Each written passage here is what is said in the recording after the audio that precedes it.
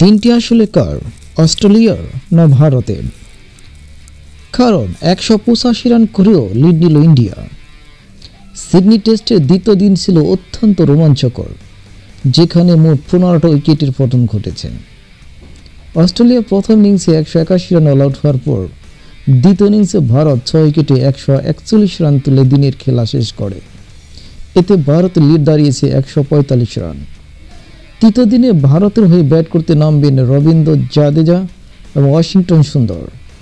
তাদের খেলার উপর নির্ভর করবে ভারত আসলে কতদূর যেতে পারবে। এর আগে প্রথম ইনিংসে ভারত ১৮৫ রান তুলেছিল, ফলে প্রথম ইনিংসে ৪ রানে লিড পায়। তবে দ্বিতীয় ইনিংসে দ্রুত রান তুলতে গিয়ে ভারতের ওপেনিং জুটি ভাঙে ৪২ রানে। এরপর ৭৮ রানের ৪ উইকেট হারিয়ে দলটি চাপের মুখে পড়ে। এই পরিস্থিতিতে ঋষভ পান্ত ব্যাট হাতে পাল্টা আক্রমণ করেন। মাত্র ৩৩ বলে ৬ ছক্কা ও ৬ চারের সাহায্যে ৬১ রানের জোর ইনিংস খেলেন তিনি। তবে তার বিদায়ের পর নীতিশ কুমারও দ্রুত আউট হয়ে যান। দিন শেষে অপরাজিত থেকে খেলা শেষ করেন জাদেজা ও সুন্দর। অস্ট্রেলিয়ার পক্ষে স্কট বোল্যান্ড ছিলেন অসাধারণ।